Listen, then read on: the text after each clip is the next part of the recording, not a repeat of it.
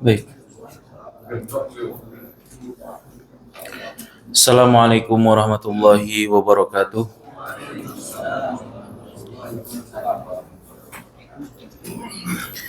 Innal hamdalillah nahmaduhu wa nasta'inuhu wa nastaghfiruh wa na'udzu bihi min syururi anfusina wa min sayyiati a'malina. May yahdihillahu fala mudilla lahu wa may yudlil fala hadiya lahu. Asyhadu an la ilaha illallah wahdahu la syarika lah wa asyhadu anna Muhammadan abduhu wa rasuluh. Qala Allahu azza wa jalla, a'udzu billahi minasyaitonir rajim.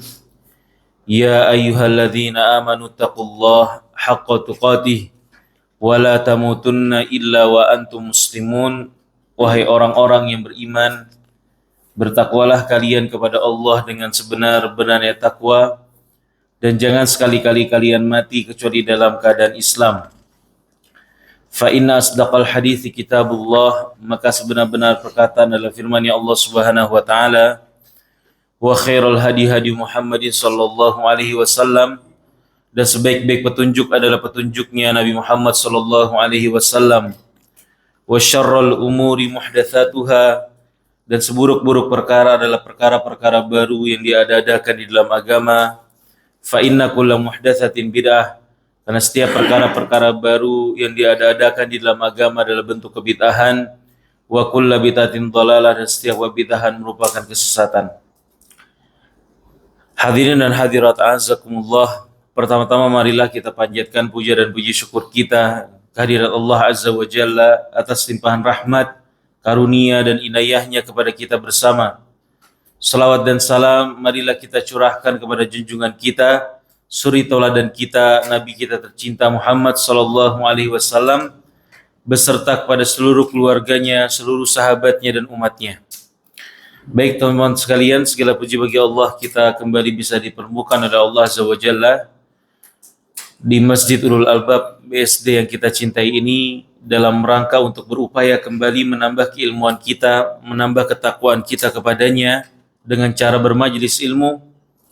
Maka tak bosan saya ingatkan diri saya pribadi dan teman-teman sekalian untuk bersama-sama kita kembali meluruskan niat, mengikhlaskan hati kita, sehingga yang menjadi keberkahan-keberkahan ilmu bisa kita dapatkan dari bertambahnya rasa takut kita kepada Allah Azza wa Jalla, dan kemudian dipermudahnya selalu langkah kita menuju surga, sebagaimana sabda Rasulullah sallallahu alaihi wasallam, man salaka tariqan yaltamisu fihi ilman sahalallahu lahu bihi tariqan ilal jannah.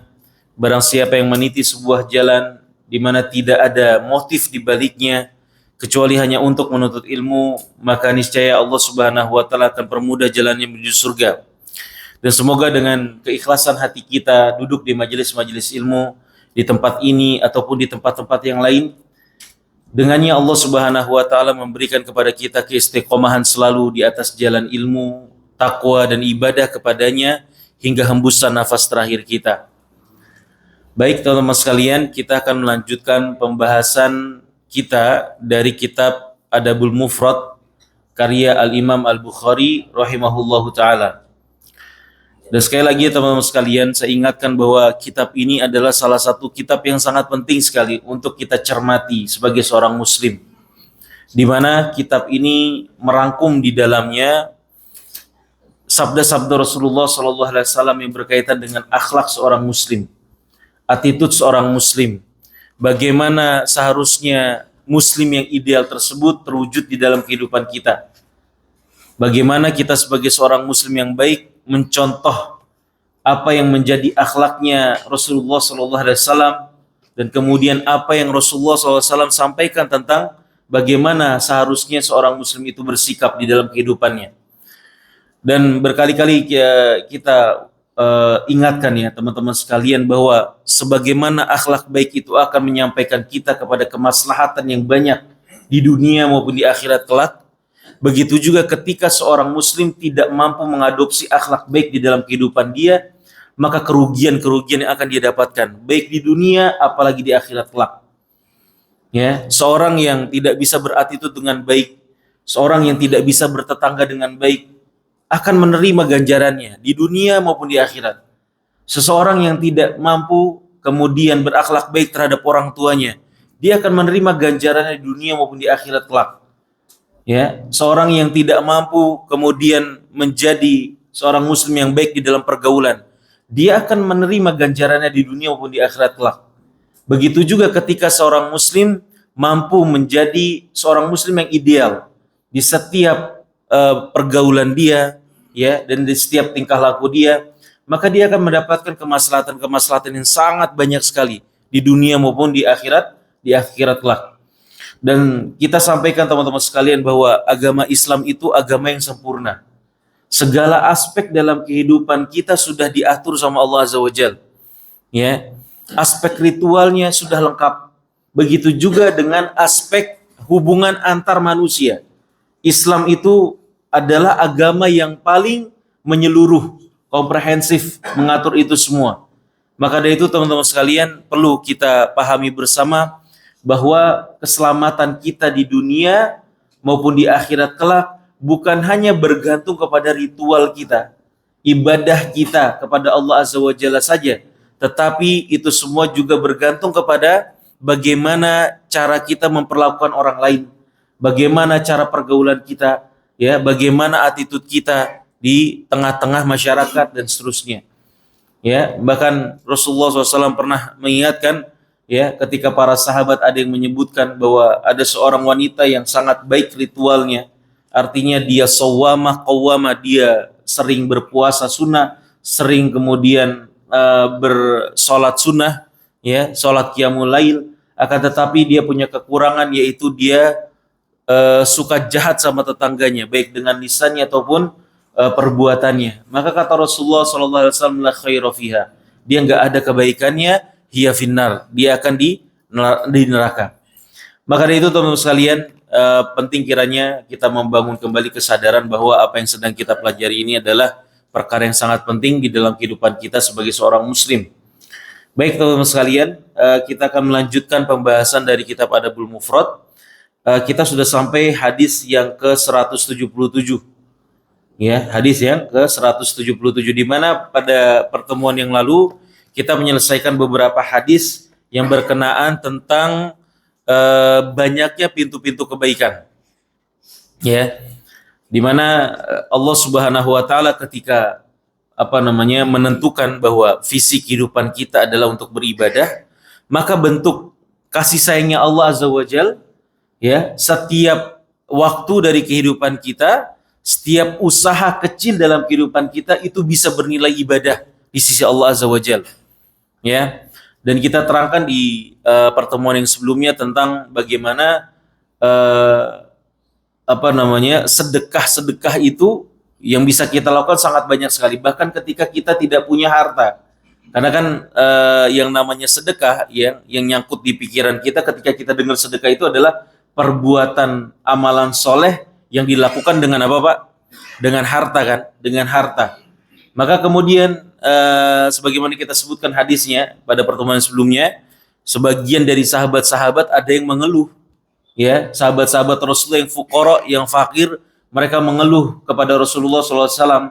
Kenapa? Karena orang-orang kaya panen pahala, mereka bisa bersedekah, sementara orang-orang yang fakir dari para sahabat tidak bisa bersedekah. Maka Rasulullah tunjukkan, ya, bahwa di dalam tasbih mereka ada sedekah, di dalam takbir mereka ada sedekah, ya, di dalam tahlil mereka ada sedekah, di dalam zikir mereka ada sedekah. Bahkan, ya, kemudian ketika seseorang itu berniat baik ketika berhubungan biologis dengan dirinya pun ada pintu sedekah di sana. Ya. Dan bahkan teman-teman sekalian, dan kita sudah bahas kemarin, bahwa kita menyingkirkan gangguan dari jalan manusia itu merupakan apa? Amalan soleh. Ya. Itu merupakan apa? Cerminan dari keimanan kita. Makanya kata Rasulullah sallallahu alaihi wasallam, al-imanu bid'un wa sab'una syu'bah. Ya, yang namanya iman itu ada 70 sekian cabang. A'laha syahadatu alla ilaha illallah, yang paling tinggi dari cabang keimanan adalah syahadat la ilaha illallah, wa adnaha imatatul adza anit thariq. Dan kemudian cabang keimanan yang paling rendah adalah menyingkirkan gangguan dari jalan manusia.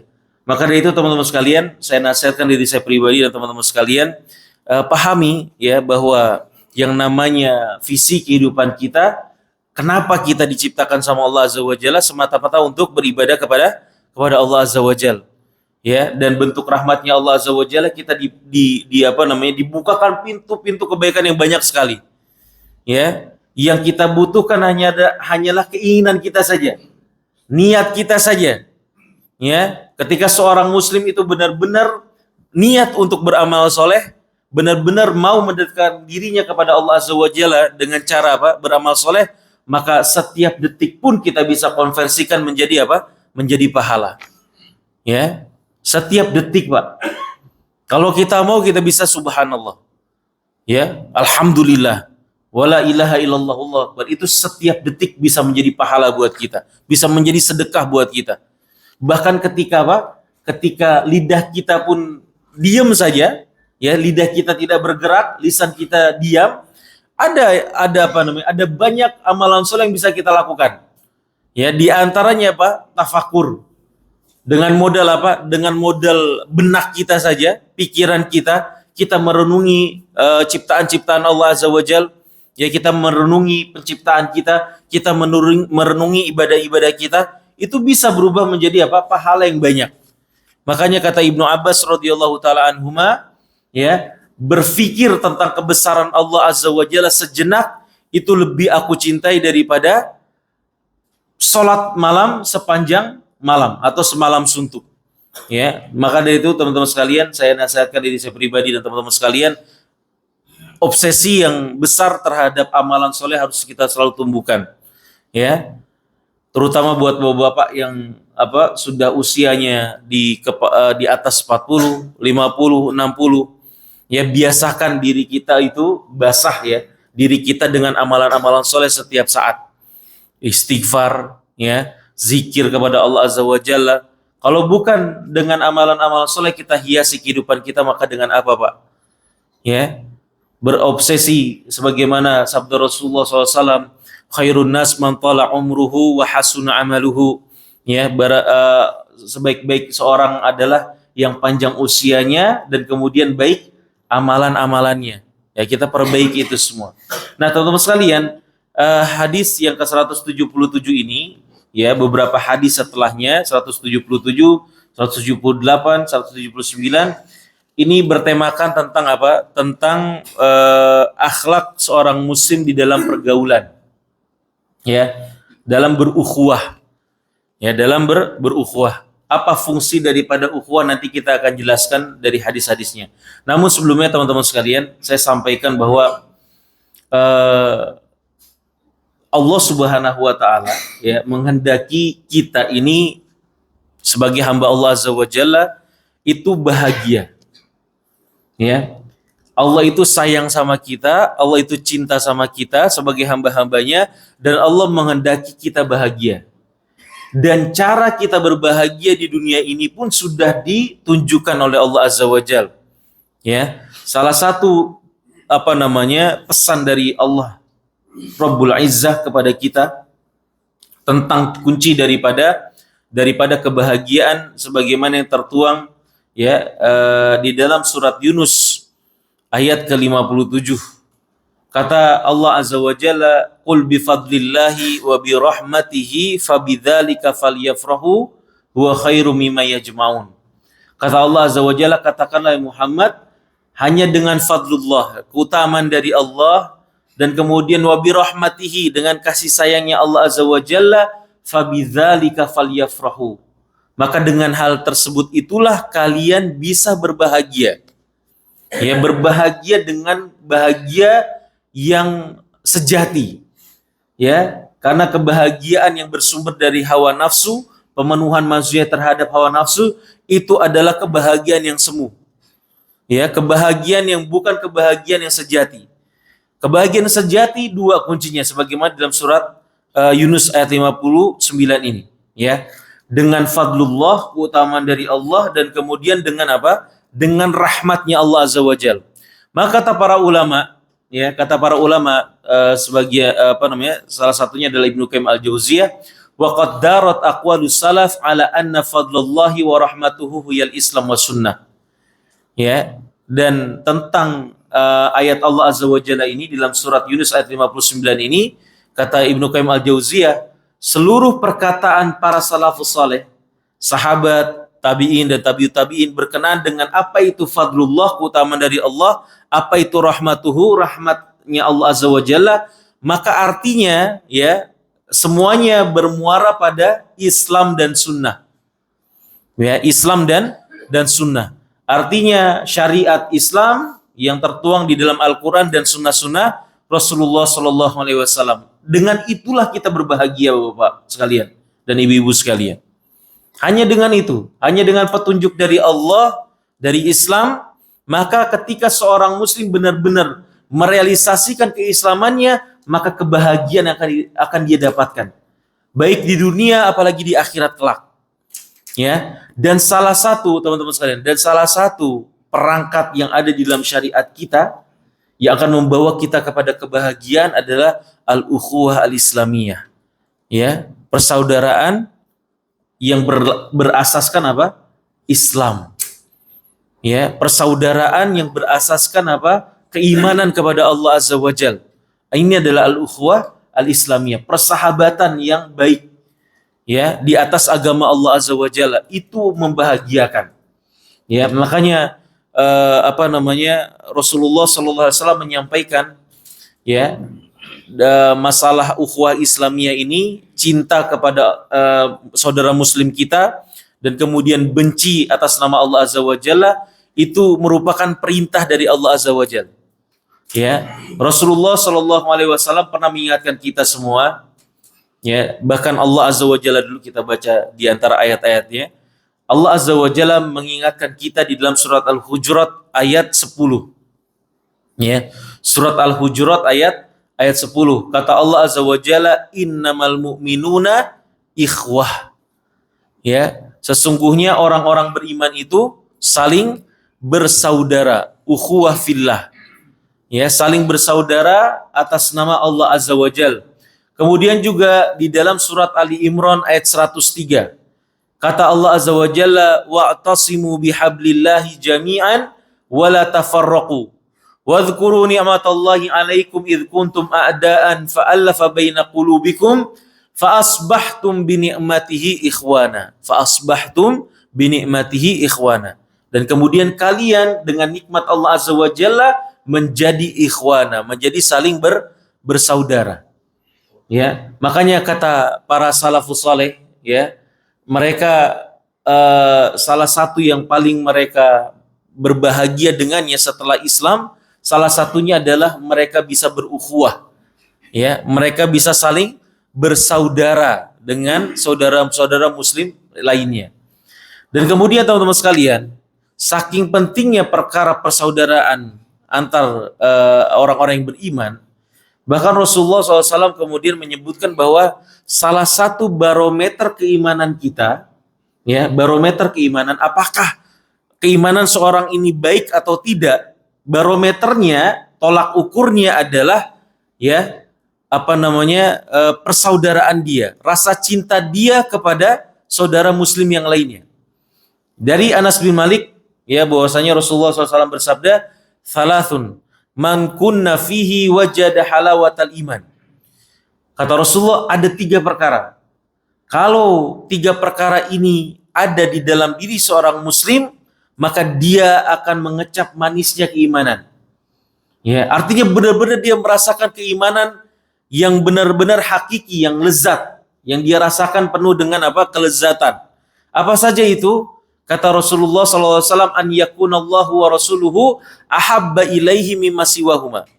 Yang pertama, ya, dia menjadikan Allah dan Rasulnya itu prioritas di dalam cinta dia. Ya. Jadi Allah dan Rasulnya itu paling dia cintai selain daripada ya keduanya. Artinya yang paling dia cintai dalam hatinya adalah Allah dan Rasulnya. Yang kedua, wa an yuhibbal mar'a la yuhibbuhu illa lillah.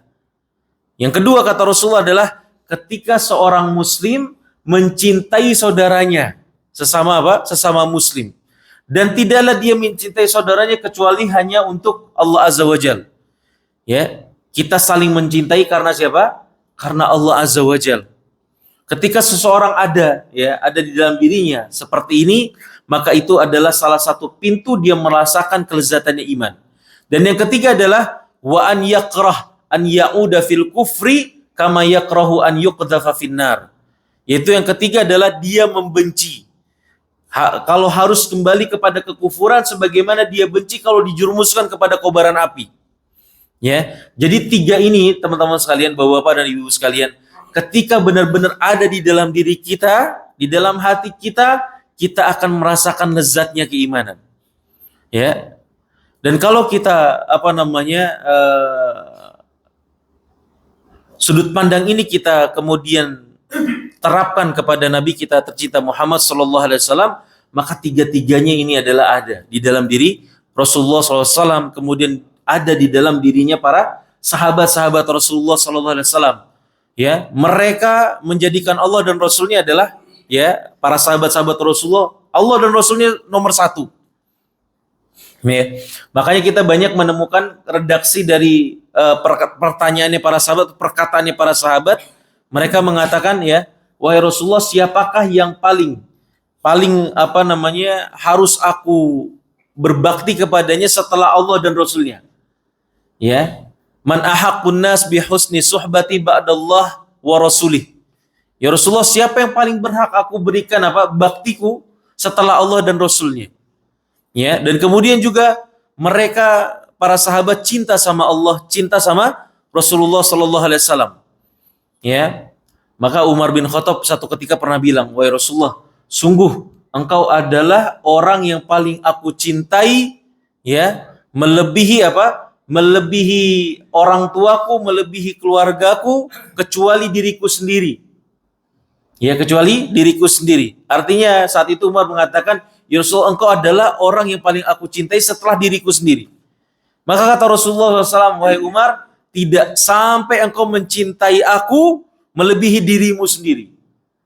Ya, maka kata Umar bin Khattab, sekaranglah wahai Rasulullah, aku lebih mencintaimu daripada diriku sendiri. Ya, dan itu bukan main-main. Para sahabat-sahabat Rasulullah ketika mereka bilang cinta sama Allah, cinta sama Rasulullah benar-benar terrealisasikan di dalam kehidupan mereka. Dan mereka saling mencintai karena Allah Azza wa Jalla. Ya, Abu Bakar mencintai Umar, ya. Kemudian Umar bin Khattab mencintai Ali bin Abi Thalib dan seterusnya. Makanya dalam sebuah riwayat ya, kalau tidak salah dari Ibnu Abbas radhiyallahu taala anhuma, ketika Rasulullah sallallahu alaihi wasallam mengatakan ya, almar'u ma'a man ahabba. Ya, sesungguhnya seseorang itu akan bersama orang yang dicintainya. Ibnu Abbas kalau tidak salah mengatakan, tidak ada hadis dari Rasulullah SAW yang membuat aku senang daripada hadis ini.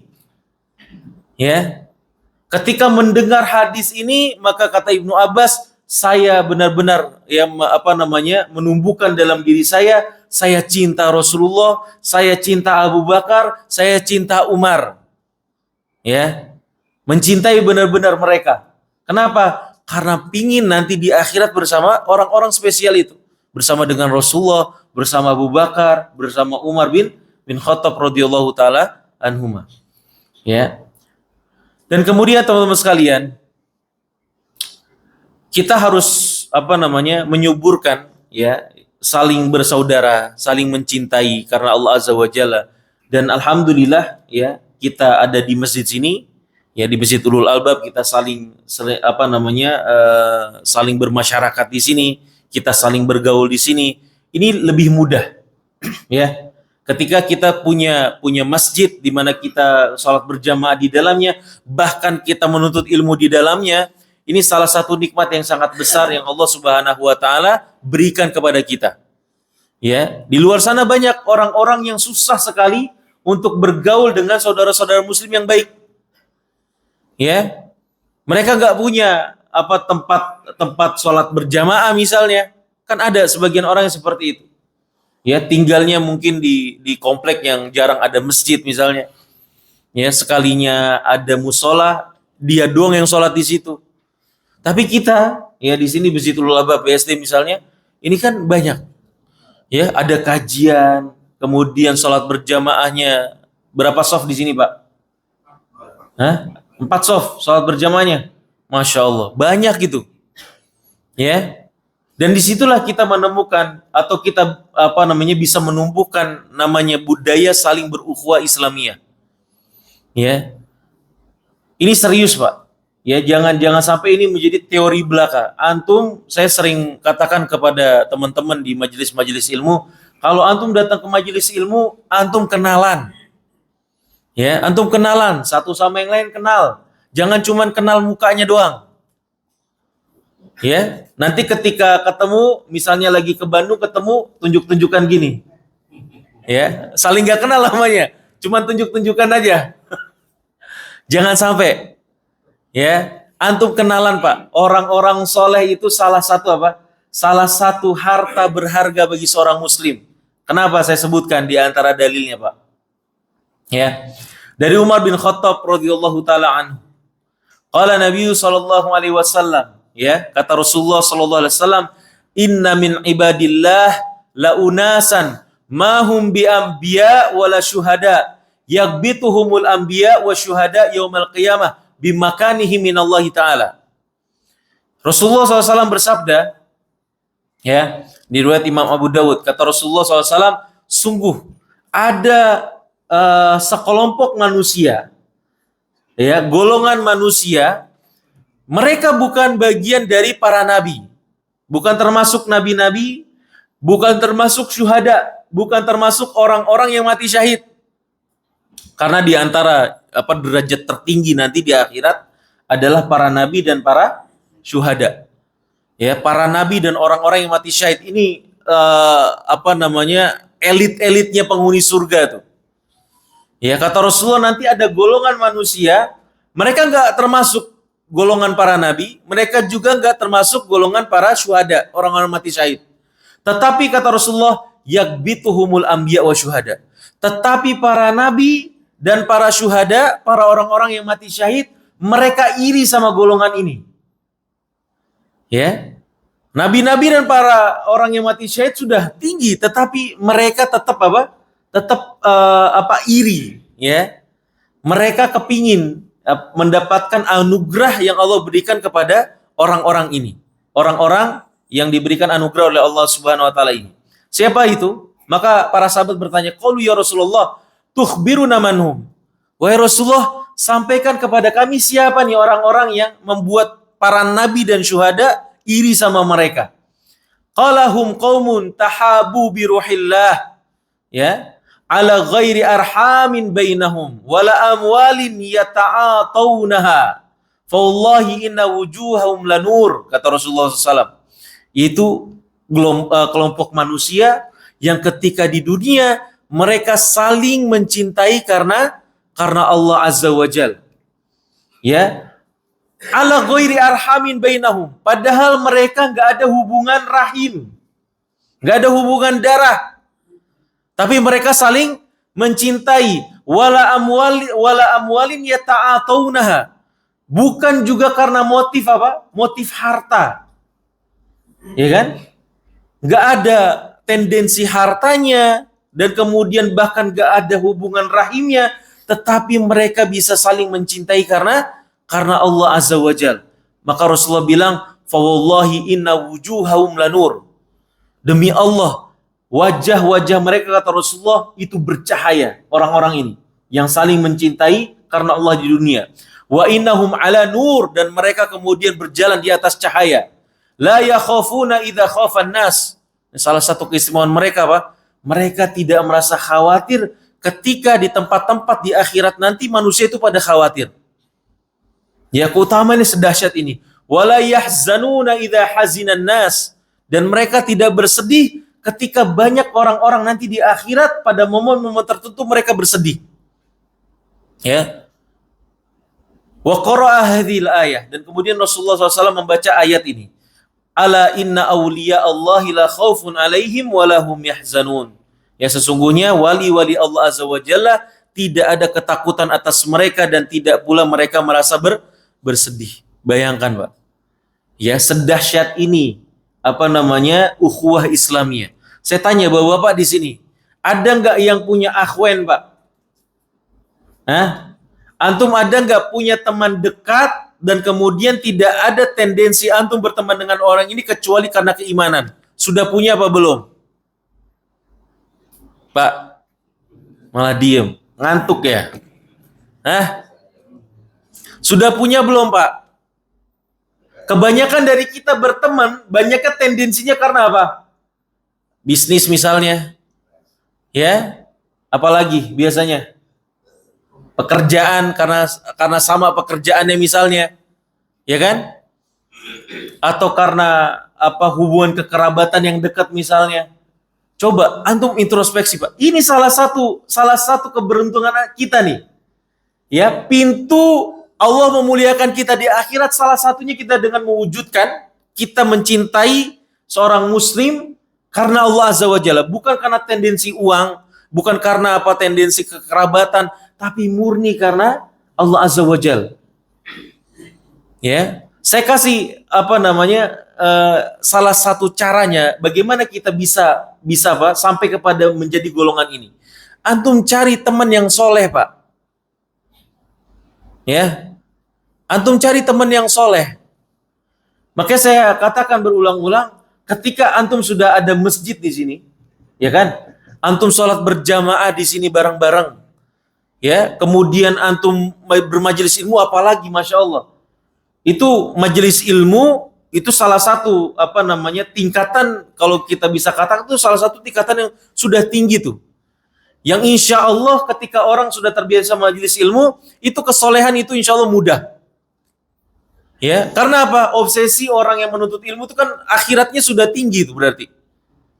Ya, mau bersusah payah duduk di sini dengerin orang yang lebih muda misalnya dari antum-antum, ya enggak? Itu kan ada concern keislaman yang besar di situ.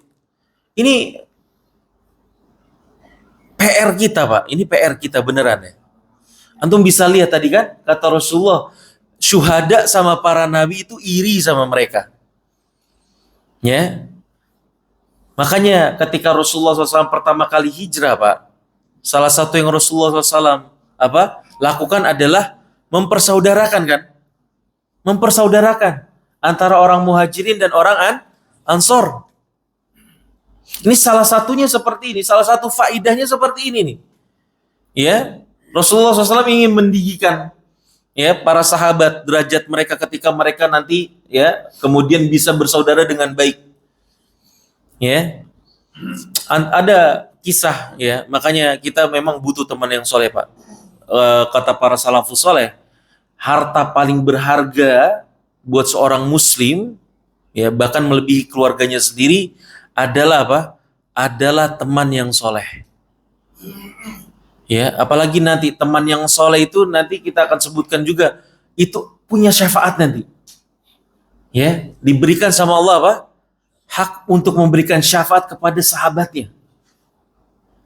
Ya, luar biasa. Makanya kalau tidak salah siapa? Saya lupa. Ibnu Sirin kalau tidak salah ya. Ya, seorang salaf kemudian mengatakan tolong ya sambil menangis ketika ingat dengan kematian, dia bilang ke teman-temannya, tolong sahabat-sahabatku. Ya, siapapun dari kalian, kalau nanti kalian tidak menemukan saya ada di surga, cari saya. Ya, cari saya. Dia mengatakan seperti itu. Makanya para salafus saleh dulu, mereka itu senang sekali bersahabat. memperbanyak sahabat, bukan karena tendensi tadi uang, tapi tendensi keimanan. Mereka senang ketemu orang soleh, mereka berusaha untuk bersahabat dengan dia. Ya, berusaha untuk bersahabat dengan orang-orang soleh, Pak. Kalau antum punya kelebihan harta itu lebih mudah lagi buat antum tuh. Ya enggak? Ketika antum menemukan teman yang soleh, ini orang Masya Allah berilmu. Kemana-mana saya lihat muka dia di majelis-majelis ilmu. Ya, maka eratkan pegangan antum dengan orang-orang seperti itu. Ya. Nah, kemudian kata Rasulullah SAW, kenapa berteman dengan orang soleh ini penting? Hadis ke-177 kata Rasulullah SAW dari Abu Hurairah, al-mu'minu mir'atu akhihi idza ra'a fiha aiban aslah. Ini salah satu perkara terpenting. Kenapa kita butuh teman yang soleh? Kata Rasulullah, seorang mukmin itu adalah cermin bagi saudaranya. Apabila dia melihat aib pada diri saudaranya, maka dia meluruskannya. Ya. Dan salah satu fungsi faidah kita punya teman yang soleh adalah kita ini kan pasti punya aib ya Pak. Kita pasti punya salah. Itu pasti. Ya. Dan salah satu cara Allah Subhanahu wa taala menunjukkan aib kita adalah lewat saudara kita. Lewat teman soleh kita. Ya. Kadang kita itu saking banyaknya aib kita nggak sadar apa yang harus kita perbaiki. Ya, tapi orang yang soleh tahu kekurangan kita mana, yang prioritas kita perbaiki apa, orang soleh tahu. Maka salah satu fungsi orang yang soleh adalah membenahi kita, Pak. Ya, antum di sini butuh, apalagi yang sudah tua. Kadang-kadang kan orang tua itu sulit dikasih tahu, Pak ya. Antum sulit dikasih tahu nggak? Ya, susah kan? Istrinya yang sering ngedumel nih, suami saya susah dibilangin ya, apalagi sama anak-anak. Tapi coba sama teman yang soleh, ya, teman yang antum takzim dengannya, yang lebih tinggi ilmu dari antum, itu kan kita ketika dibilangin sama orang-orang seperti itu, kita akan apa? Berpikir, ya, kita redam ego kita dengan orang-orang seperti itu. Makanya kata para ulama, ya, sodiquka man sodaqoka la man soddaqoka. Ya, sahabat kalian itu yang benar, yang benar-benar sahabat kalian adalah orang yang jujur sama kalian. Kalau kalian salah, bilang salah. Kalau kalian benar, diapresiasi. Bukan soddaqoka. Sahabat kita itu bukan orang yang selalu membenarkan kita. Kita salah diapresiasi, ya, nggak kemudian malah dikasih tahu bahwa kita salah, tapi dijempolin terus sama dia. Ini bukan teman yang baik. Ya, teman yang baik, kita salah, dia bilang salah, akhi, afwan, ya, ana mau ngasih tahu sesuatu ke antum salah tuh, nggak boleh antum seperti itu. Apalagi ketika antum punya teman, kata para ulama ya, ketika ada sahabat antum berbuat salah, ya, kemudian dia menasihati dengan baik, ya, dengan penuh adab, dengan penuh kerahasiaan, gak ngumbar aib antum, ditarik tangan antum, akhi sini, dibisikin sama dia kesalahan antum, supaya orang lain gak tahu kesalahan antum apa, cuman dia sama antum yang tahu. Maka kalau kata para ulama, kalau kalian punya teman seperti ini, jangan dilepas tangannya. Ya, jangan dilepas. Nah kan kalau kita di zaman sekarang, ya, kalau punya teman seperti itu malah kita apa? Malah kita jauhin. Ah, ini orang sok banget. Ya, pakai nasihatin saya. Ya, emangnya dia nggak pernah berbuat salah apa? Baliknya seperti itu. Ya, banyak orang-orang seperti itu. Egonya terlalu tinggi ketika diingatkan apa aib dia, tentang kesalahan dia untuk diperbaiki, dia kemudian nggak terima. Salah seperti ini. Justru ketika kita tahu ada temen yang nunjukin, Pak, ya, sholat Bapak tadi takbiratul ihram, saya lihat bibir Bapak nggak gerak. Ya, takbiratul ihram itu rukun, Pak. Dikasih tahu nih, sama apa namanya, sama orang tersebut misalnya. Harus gerak, Pak. Takbiratul ihram itu harus dengan apa? Dengan lisan, ya, keluar suaranya, bergerak bibirnya. Ya, kalau kita kemudian dapat nasihat seperti itu atau nasihat-nasihat yang lainnya, terima kasih, Pak. Saya ingatkan sama antum. Ya, kalau antum diingatkan tentang kesalahan antum oleh orang lain, antum terima kasih sama dia. Jangan kemudian enggak kok, saya dalam hati kok misalnya. Ya, saya takbiratul ihram kok, cuman tadi kita sering beralasan jangan seperti itu. Ya, saya takut nanti jadi kebiasaan kita. Ketika dinasehati sama teman, ya kemudian kita berkelak terus, ya, sehingga kita nggak ada keinginan untuk memperbaiki diri kita. Kemudian juga dari Abu Hurairah radhiyallahu taala anhu, Rasulullah SAW bersabda, al-mu'minu mir'atu akhihi wal mu'minu akhul mu'min yakufu alaihi dhai'atahu wa yahutuhu min waraihi. Seorang mukmin itu cermin bagi saudaranya, dan seorang mukmin adalah saudara bagi mukmin yang lainnya, membantu memperbaiki dirinya dari kesalahannya dan memperhatikannya dari belakang. Itu tugas seorang mukmin terhadap mukmin yang lain. Ya. Jadi jangan biasakan, Pak, kalau kita melihat kesalahan teman kita, apalagi kesalahannya urgent sekali dalam masalah ibadah misalnya, ya, kemudian ada dalam masalah muamalah misalnya, atau masalah-masalah yang lainnya. Jangan biasakan antum punya pikiran, udahlah, gak usah dibilangin lah, ya, gak usah dinasehatin lah, nanti dia tahu sendiri. Jangan seperti itu. Itu bukan sifat muslim yang baik, ya, bukan mukmin yang baik seperti itu. Mukmin yang baik tadi, sebagaimana kata Rasulullah, sifatnya seperti cermin. Kita melihat ada kekurangan dari saudara kita, kita kasih tahu kekurangannya, aibnya. Ya. Kita kasih tahu kekurangan, aibnya apa? Ini, Pak, di sini dengan penuh adab. Ya. Sekali lagi teman-teman sekalian, jangan kemudian kita biarkan saudara kita tersesat. Saudara kita kemudian berlarut di dalam maksiat. Nggak boleh. Kalau kita tahu kita bisa ada kemampuan untuk menolongnya, tolong. Makanya kata Rasulullah unsur akhaka zaliman au mazluman. Ya, tolonglah saudara kalian ketika dia zalim ataupun terzolimi. Ya, maksudnya apa? Menolong seorang dalam keadaan zalim, ya dalam keadaan berdosa. Ya, ketika dia menzolimi dirinya sendiri dengan perbuatan-perbuatan dosa, kita tolong. Tolongnya bagaimana? Dengan menjadi cermin buat dirinya. Kasih tahu, akhi, kamu salah di sini, kamu salah di situ.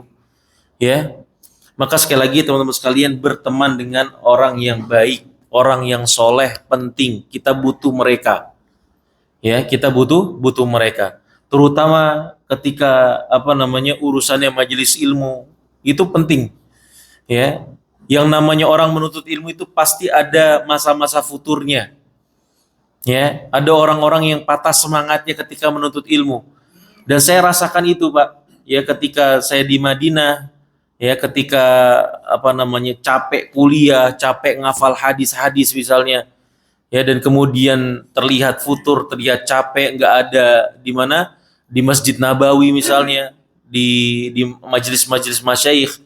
Ini salah satu yang mengingatkan, yang nanyain kabar itu ya teman-teman yang soleh. Ya, nanti ada teman yang berkunjung ke kamar kita, ya, gimana kabar antum, kok nggak kelihatan di Masjid Nabawi? Ya, gimana kabar antum, kok belum setoran hafalan hadisnya, dan seterusnya. Itu yang membuat kita bangkit kembali itu. Ya, maka penting, Pak, Bapak-bapak di sini, ya, yang rajin menuntut ilmu, kita butuh teman. Ya, di sini ada WhatsApp kan, Pak, ya? Ada grup WhatsApp-nya enggak? Masjid Ulul Albab. Sudah ada, ya? Nah, itu jangan cuma jadi sharing-sharing informasi saja, tetapi gunanya untuk memperhatikan tuh.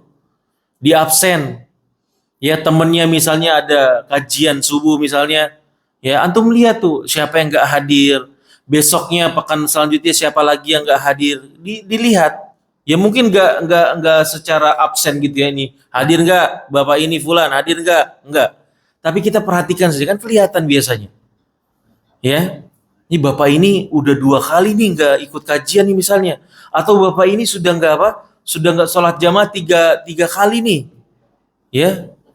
Padahal apa? Padahal saya tahu dia nggak safar misalnya, kan bisa jadi sakit, ya kan? Kalau kita tahu sakit, udah ada apa namanya WhatsApp, kita jenguk gampang, ya. Maka dari itu teman sekalian, kita pergunakan teknologi juga dengan baik ya. Kita ada grup-grup WhatsApp dan seterusnya, itu digunakan untuk apa? Untuk men-screening ya keadaan daripada saudara-saudara kita. Dan kemudian saya bacakan yang terakhir hadisnya, man akala bi muslimin uklah fa innallaha yut'imuhu mithlaha min jahannam. Wa man kusiya bi rajulin muslimin fa innallaha azza wa jalla yaksuhu min jahannam. Wa man qama bi rajulin maqama riya'in wa sum'atin fa innallaha yaqumu bihi maqama riya'in wa sum'atin yaumal qiyamah. Kata Rasulullah SAW, barang siapa memberi makan orang Islam dengan satu makanan, maka sesungguhnya Allah akan memberi makanan kepadanya dengan makanan seperti itu, ya. Dan kemudian barang siapa memberi pakaian orang Islam, maka Allah akan memberi pakaian dari neraka jahanam. Maksudnya apa? Maksudnya mengambil harta, mengambil makanan ya dari orang lain dan kemudian mengambil pakaian dari orang lain, maka Allah Subhanahu wa taala akan balas di neraka nanti. Dan barang siapa yang berdiri atas orang Islam dengan keangkuhan dan kesombongan, maka Allah akan berdiri baginya dengan kesombongan, dengan keangkuhan pada hari dan keangkuhan pada hari kiamat. Ya. Jadi salah satu yang perlu kita hindari adalah berbuat zolim terhadap seorang muslim. Ya. Tadi merebut makanan seorang mukmin, orang beriman, kita menzolimi dia, maka nanti Allah akan balas dari neraka jahanam, diberi makanan dari neraka jahanam. Barang siapa yang merebut tadi pakaian dari seorang muslim, maka Allah Subhanahu wa taala akan berikan pakaian dia nanti dari neraka jahanam. Ya, ini tugas seorang muslim, ya seorang yang beriman, kita saling membantu di dalam kebaikan, ya, saling menasehati, saling menunjukkan aib, ya artinya supaya kita bisa berbenah diri kita dan kemudian kita berusaha dengan sekuat tenaga supaya kita tidak apa? Supaya kita tidak terjerumus kepada perbuatan-perbuatan yang dimurkai oleh Allah Azza wa Jalla. Ya. Baik, teman-teman sekalian, sampai di sini ada pertanyaan? Enggak ada? Gimana, Pak? Silakan. Waalaikumsalam warahmatullahi wabarakatuh. Tentang hubungan dengan sesama manusia ya, khususnya pada orang-orang subrana dan ya intinya di pemerintahan. Kadang-kadang ya intinya bisa dikatakan sulit ya menyentuh hati daripada teman-teman kita yang masa-masa lalu mungkin ya dalam hubungan kerjanya yang ya bisa katakan kurang menulis ilmu. Ya. Lalu ada perasaan apa ya dari anak khususnya agak sedikit apa ya pesimis gitu untuk mengajak orang-orang sahabat-sahabat menjadi di suatu pemerintahan itu kok sulit sih gitu. Kira-kira yang sangat efektif yang apa kira-kira seperti apa yang bisa menyentuh dan di antara 8-10 orang satu lah atau dua lah itu. Itu ya, mohon bicara dan nasihat. Baik. Gini Pak ya. Dalam urusan kita mengajak orang kepada kebaikan, ada beberapa rambu yang perlu kita pahami. Bahwa yang pertama, kita harus yakin bahwa hidayah itu bukan ada di balik nasihat kita. Ya. Hidayah itu siapa yang menentukan, Pak? Hidayah itu Allah Azza wa Jalla yang memberikan. Ya, ini kita harus pahami. Sebaik apapun keilmuan seseorang, ya, seikhlas apapun hati seorang dalam menyampaikan nasihat, Kalau Allah Subhanahu wa taala tidak mentakdirkan orang tersebut yang menjadi objek nasihatnya tersebut mendapatkan hidayah, maka tidak akan mendapatkan hidayah. Kurang ikhlas apa Rasulullah sallallahu alaihi wasallam? Kurang berilmunya apa Rasulullah sallallahu alaihi wasallam? Ya. Ketika urusan sama pamannya Abu Talib, ya kan? Mampu nggak Rasulullah SAW kemudian membuat Abu Talib memeluk Islam di akhir hayatnya, Pak? Hah? Ya karena hidayah itu bukan dari apa? Dari Rasulullah SAW. Ya, Rasulullah SAW berikhtiar memberikan irsyad ya kepada pamannya, tetapi yang namanya hidayah ya itu haknya siapa? Allah Azza wa Jalla. Allah berikan atau tidak? Ya kan? Bahkan Rasulullah SAW saja, Pak Abu Talib itu tahu betul ya dari apa beberapa redaksi syair-syair beliau tentang keponakannya, tentang agama keponakannya, dia tahu ya bahwa agamanya yang dibawa oleh keponakan ini adalah agama yang terbaik di antara agama-agama yang ada. Dia yakin. Ya. Tetapi kemudian hidayah tidak diberikan kepada dia, dia lebih khawatir terhadap celaan manusia, omongan orang-orang terhadap dirinya kalau dia meninggalkan agama nenek moyangnya. Ya, makanya ketika di atas ranjang kematian, Rasulullah bilang apa? Wahai pamanku, ya, qul la ilaha illallah. Katakanlah la ilaha illallah. Dengannya aku akan apa? Aku akan membela matian engkau nanti di hari kiamat. Ya, di hadapan Allah Azza wa Jalla. Kemudian di samping sana ada Abu Jahal. Ya, atarghabu amillati Abdul Muthalib. Wahai Abu Talib, apakah engkau enggak suka sama atau enggak ridho sama agamanya Abdul Muthalib? Ya, pada akhir hayatnya Abu Talib masuk Islam tidak? Tidak masuk Islam. Itu Rasulullah tuh. Abu Talib melihat tuh bagaimana kemuliaan Rasulullah, mukjizat sebagian dari mukjizat-mukjizatnya, tahu dia. Tapi ya, hidayah lagi-lagi ada di Allah Azza wa Jalla yang memberikannya. Yang kedua, Pak, kita harus paham bahwa yang namanya orang yang berdakwah kepada Allah Azza wa Jalla harus punya sifat sabar. Ya. Nggak mungkin seorang dai itu kemudian dikatakan dai tapi tanpa kesabaran, nggak ada. Kalau antum perhatikan bagaimana Rasulullah berdakwah, ya, bagaimana kemudian perjuangan para rasul-rasul sebelum Rasulullah SAW diutus, itu kan mereka penuh dengan ketabahan, kesabaran. Ya, maka sebaik-baik waman ahsanu qaulan mimman da'a ilallahi wa amila salihan. Ya, salah satu aktivitas terbaik adalah dakwah. Kenapa? Karena di dalam dakwah itu ada banyak sekali amal-amal soleh yang menopangnya. Di antaranya adalah penuh dengan kesabaran. Ya. Kemudian yang ketiga, bahwa Pak ya teman-teman sekalian yang mencoba untuk mendakwahi siapapun, baik temannya, baik keluarganya, baik orang tuanya dan seterusnya, maka pahami ya bahwa jangan kita berekspektasi ya bahwa nasihat sekali itu bisa apa? Bisa langsung diterima. Ya kan? Kebanyakan orang sekali dinasihati langsung terima atau berkali-kali dulu, Pak?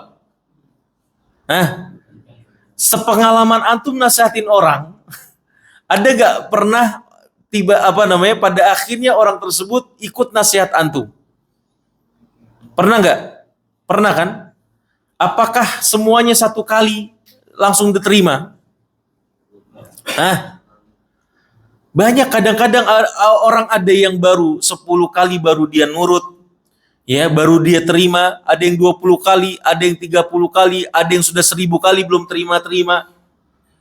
Ya, maka kita harus bersabar, ya, dan jangan kemudian berekspektasi, kemudian sekali kita nasihatin kemudian akan ikut kita, jangan. Ya, kita bentuk kecintaan kita kepada saudara muslim kita nasihatin. Nggak bisa besok lagi, nggak bisa besok lagi, sudah kita ikhtiar saja. Dan yang keempat, bahwa Pak teman-teman sekalian, yang namanya dakwah, yang namanya menasehati itu ada ada cara-caranya. Terkadang ketika kita pakai satu cara nggak bisa, maka kita pilih cara yang lainnya. Ya, ada orang yang mungkin ya baru nyangkut nasihat kita, ya, baru kemudian dia dengar nasihat kita ketika kita ajak makan misalnya. Kalau pas di kantor kita nasihatin nggak nyambung dia. Tapi kalau pas kita ngajak makan lebih terbuka dikit tuh, apa namanya, telinganya. Apalagi kalau kita bayarin. Ya kan? Kita bayarin nih. Ini pakai cara seperti itu pakai. Kalau benar-benar kita jujur, kita pengen mengusahakan nih orang baik, teman saya ini orang baik nih. Saya pengen dia kenal agama misalnya. Cari metode dakwah Rasulullah itu kan bermacam-macam. Ya, kalau antum perhatikan metode dakwah Rasulullah itu nggak cuma satu, banyak. Ya, Rasulullah SAW punya metode banyak dakwahnya. Ada yang dengan pertanyaan, ada yang dengan sentuhan, ada yang dengan diajak bertunggangan bersama Rasulullah SAW di atas tunggangan. Banyak cara pendekatan Rasulullah terhadap para sahabat itu banyak. Kalau misalnya nggak bisa lewat jalur makan, ajak liburan misalnya. Yuk, apalagi kalau misalnya antum punya rezeki gitu ya, diluaskan rezeki, pakai tuh, ya. Dan insya Allah itu adalah salah satu infak yang mulia di sisi Allah Azza wa Jalla. Apalagi kalau antum niatkan untuk berdakwah gitu ya. Saya mau dakwahin teman saya, ayo liburan ke Bandung. Ya, hotelnya saya bayarin misalnya.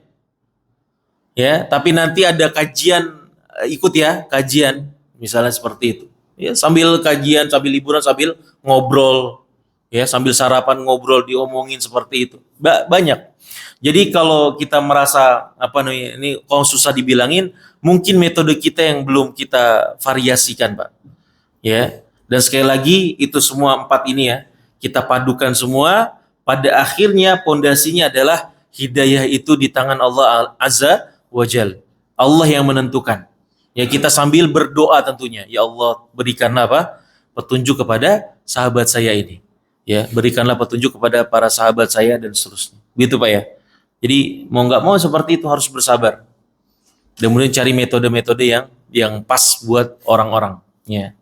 Ada lagi Pak? Tidak ada ya? Baik, sampai sini teman-teman sekalian yang bisa kita sampaikan dari kelanjutan dari kitab Adabul Mufrad. Insyaallah kita lanjutkan pada pertemuan yang akan datang. Alhamdulillahirabbil alamin. Subhanakallahumma bihamdik, asyhadu an la ilaha illa anta, astaghfiruka wa atubu ilaik. Assalamualaikum warahmatullahi wabarakatuh.